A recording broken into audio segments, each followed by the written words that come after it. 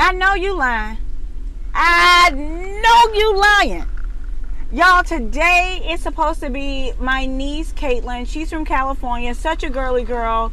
It's supposed to be her sweet 6th birthday party. We're gonna have a tea party out here at the park, a place for the kids to play at the playground. Set up the little tea party right here in front of the lake with the beautiful bridge and trees in the background. And then here comes the rain. Now listen, we looked at the rain, the weather all week. We just finished looking at the weather a few minutes ago. Everything was clear. Everything was clear, sunshine, blue skies, everything. And then out of the blue comes this. Hi everyone, it's Melanie and welcome to Living Luxuriously for Less, where we celebrate, decorate, and enjoy everyday life for less. With the late summer and fall season being right here upon us comes spending time outdoors. And so many people love to choose this time of the year for beautiful outdoor weddings, outdoor baby showers, outdoor birthday parties, family reunions, picnics, you name it.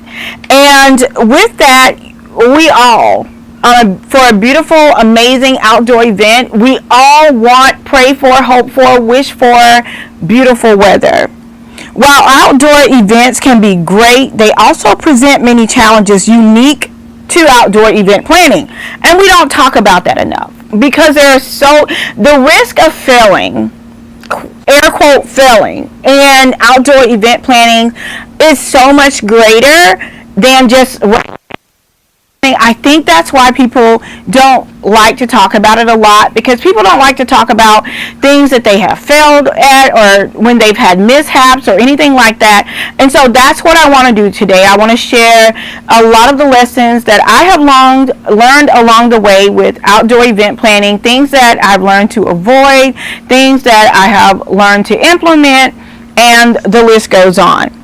And so when I share 7 of my favorite tips, a lot of them are from my own personal experiences of friends that I know that are in the event planning industry.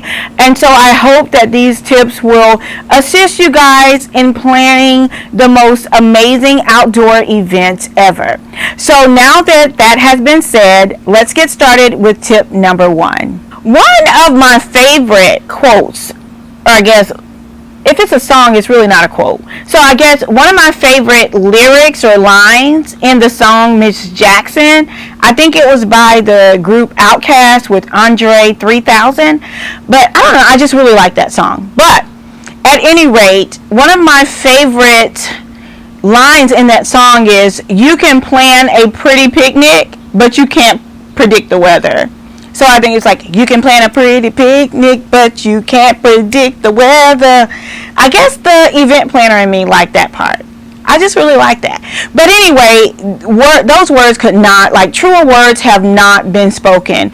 You can definitely plan an amazing outdoor event. In my opinion, there is no you cannot find a more beautiful backdrop than the backdrops that God created. The backdrops that nature presents, the beautiful rolling hills, green trees, water, mountains, open plains and beautiful flowers. Like, you cannot paint, create, style a better backdrop than what God has already created. I just think it's beautiful in and of itself. And that is one of the top reasons that people like to have outdoor weddings, because of I just think that outdoor weddings are some of the most beautiful weddings out there, but you run that risk of weather, of what Andre 3000 said. You can plan a pretty picnic, but you can't predict the weather. So because weather is so unpredictable, there are some great risks associated with having outdoor weddings and events. Now let's talk about, the elephant in the room. And that is the number one reason, other than like beautiful landscaping or having a picturesque or Instagram worthy wedding or event, the number one reason a lot of people choose to go outside is because of cost. Having a family reunion or a wedding in a local park or under a pavilion or in your backyard is a lot of times it can be perceived as being less expensive, and in some cases it can be. But in the cases that you, as a planner, when you have to plan for inclement weather and things that may go wrong, then it can actually be more costly. So think about that. Think about your rationale for wanting to be outside. Is it because your budget is strapped, or is it because you absolutely love the pond in the backdrop? We have a local park here, so there's a pond that is absolutely gorgeous with trees. I mean, you just could not paint a better backdrop. And that is where I wanted to host my niece's birthday party. Now, this is my second attempt to do a party in front of this pond in my hometown, and both times it rained. We'll talk about it in just a moment, and I'll show you guys some footage from it. But the lesson that I learned from that is that you have to be willing to take a calculated risk, understanding the losses that you may incur. Let me say that again. You have to be willing, and your client has to be willing to take that calculated risk, understanding the losses that may occur along the way. And so with that being said, you almost have to become the boy that harnessed the wind. You have to understand which way the wind blows. You have to understand when the wind blows. You need to understand, we'll get into all that in just a moment, but you really need to kind of study the weather. You need to be on top of the weather. You need to have a plan A and a plan A plus. I know some people say a plan A and a plan B, but in my opinion, when it comes to something like a wedding or a monumental celebration, a plan B is not enough. Like, I've always been the student that wanted to make the A.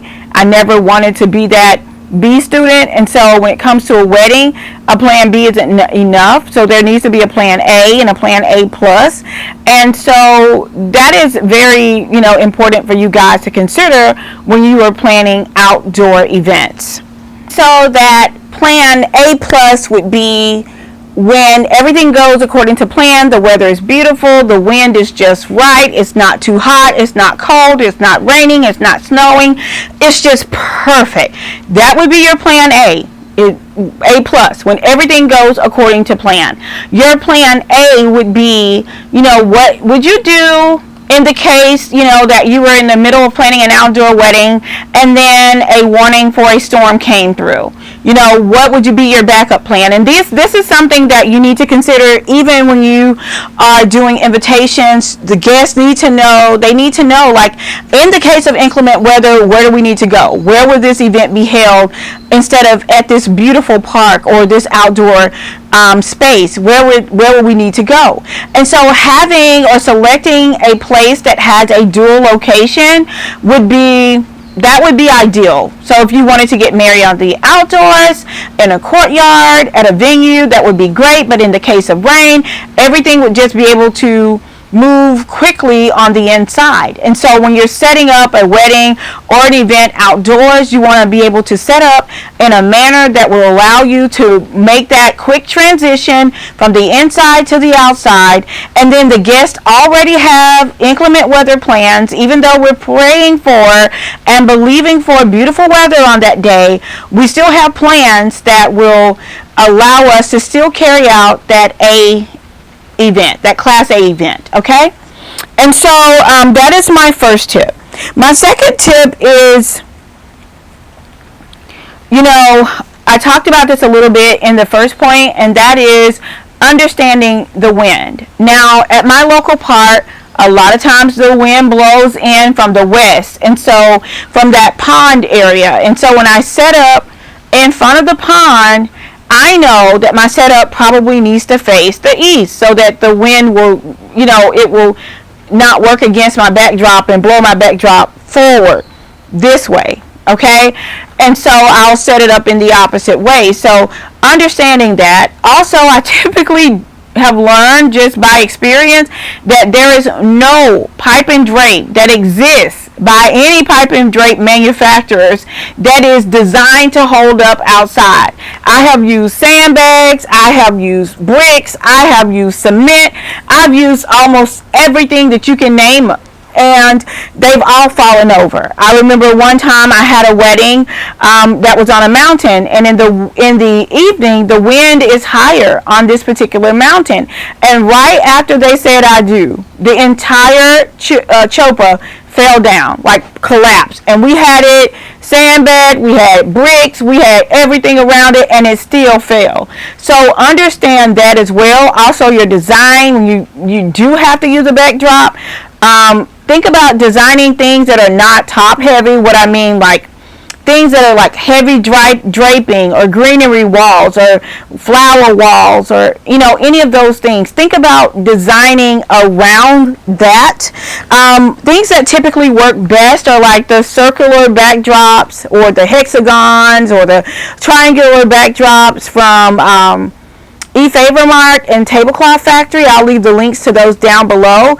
They typically work really, really well, and the reason why they work so well is because they're open in the middle, and you can anchor down the sides of them so that they can stick in the ground. So not that they're wind resistant, I'm not saying that, but they could probably handle up to a certain speed and wind. So understand that if the speed of wind is like 55 miles an hour, 40, 30, you need to be able to determine what that backdrop is going to be able to take, and try to leave them open and as airy as possible so that they will work with the wind and not against the wind. So like I'll give you guys some examples of that as well. So just make sure that they're working with it and not against it.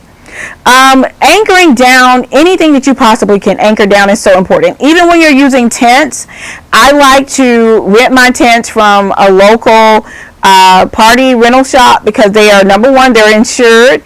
Number two, they have the quality tents. They understand how the tents work against the wind, how they work with the wind. They're going to make sure that everything is secured properly, because the last thing you want is to have an event and all these guests under the tent, a strong wind comes through and the tent collapses, and you put yourself and your company at risk. And I talk about a lot of risk and liabilities and things like that in Lux Academy, and the type of insurances that you need to make sure that this doesn't happen. But so many people go out in event planning and they buy tents and they don't have the proper insurance or the proper things that they need to hunker down and anchor down these tents, and they put themselves and their companies as well as their clients and their guests at a very great risk that is not worth taking in the end. So making sure that you have that. And even like for me, if I'm doing an event for a client, I'm going to require a tent to be outside in order for me to decorate for that wedding or for that event. And the reason why I do that is that if they want a backdrop, I can set a backdrop up in a tent that has at least one wall, because it kind of has that support. But again, I require that tent to be set up by a professional. Okay, so that is my second tip. So moving on to tip number 3, and that is understanding the time and the season. Is it going to typically be hot or cold or rainy, or the time of day? I mean, all of those things really correlate with each other. So that is so important when you're planning your wedding, your event, your baby shower, or your family reunion. Planning an outdoor wedding in December may not be the best thing unless you live in like California or Florida where it's always warm. But if you live in New York or some parts of the South and parts of the country where it gets really cold in the winter, then you don't need to plan an outdoor event. You also need to be cognizant of the time of the year, because in the summer and spring you can have later events because it's going to be more daylight, but in the fall and winter your events need to probably be moved up an hour or so because it gets darker faster. And a lot of places may not be equipped with the proper lighting and things of that nature for an outdoor event in the evening or in the afternoon.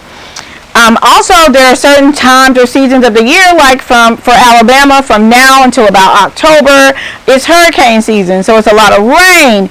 A lot of rain.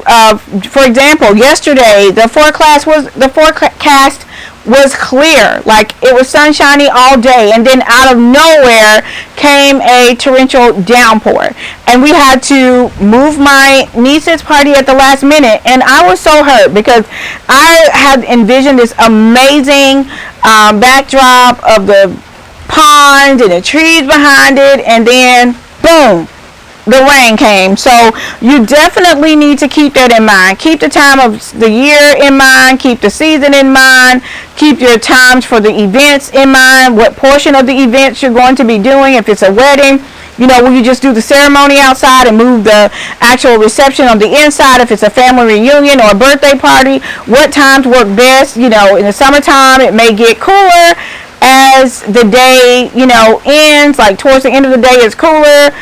So you may want to have a later event, but in the spring or, early fall, you may want to do it earlier while the sun is still up and it's a little bit warmer. So you just kind of have to play with all of those things to ensure that you're giving your client or your guest the best possible experience.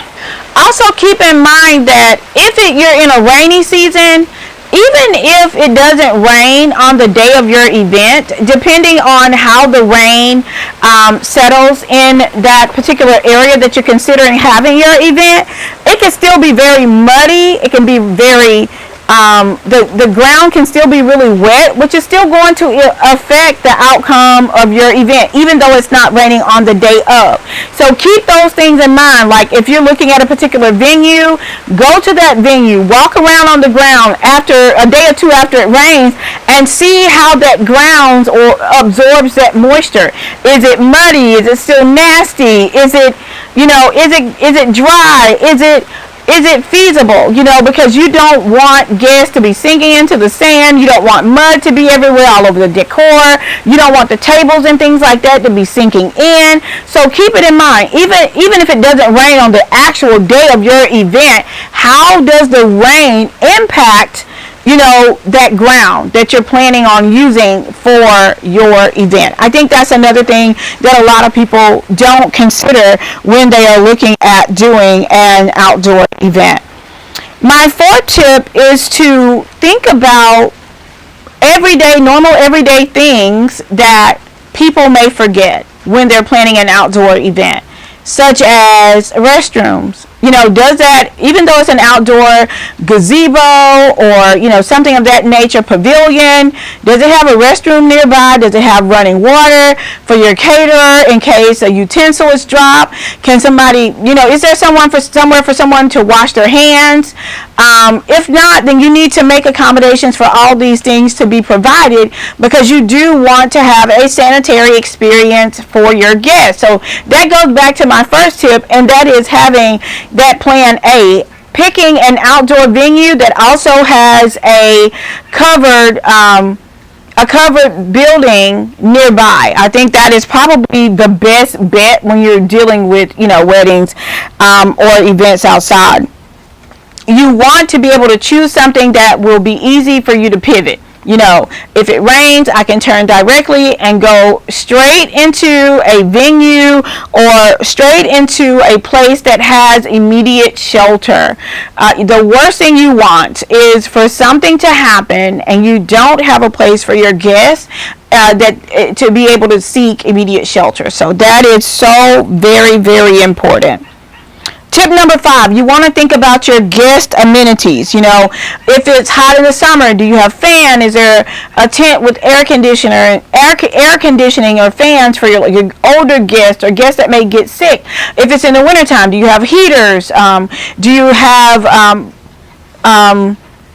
like little scarves that they can put on? Think about all of those things. Also in the summer, do you have insect repellent? Do you have things that are around that area that will help to keep the insects out from your events? And waters, what about water? Do you have water? Do you have like a little water station for your guests to be able to grab a small bottle of water as they are waiting, for the event to start. Hand fans that can double as programs are also very good. And then another thing is that even if you're like doing a portion of your event outside, let's say you just had to have this picturesque wedding outside and your reception was on the inside, but it's in the middle of May, then you want to make sure that you have a timely event. You don't want people sitting outside in the hot sun or the cold weather waiting on you because you want this moment and they're burning up or freezing. So you want to make sure that when you're planning an outdoor wedding or event that you are on time, that everything is prompt. So moving on to tip number 6, and I think this tip is one of my favorite tips, and that is choosing outdoor friendly decor.